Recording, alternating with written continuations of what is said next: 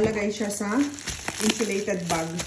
So, ganito nga guys, yung itsura. Naka-vacuum pack siya, vacuum sealed. Ayan. And then, meron silang letter dito. Thank you for your support. We hope you enjoy from Uncle Pinoy. Wow! Andito yung reheating instructions, guys. So, ayan. Pat dry natin siya, guys. Pat dry. After nating mapat dry, guys, pahiran natin siya ng oil. See you later!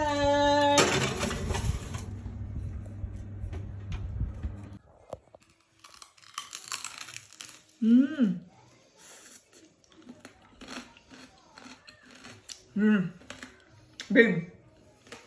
Legit. Sarap.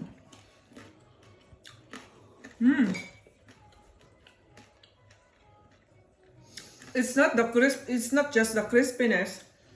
Very juicy and malasa, guys. Malasa. Kumakain yung husband ko. Ayaw niya nang magpa-video. Ooh! That is crispy.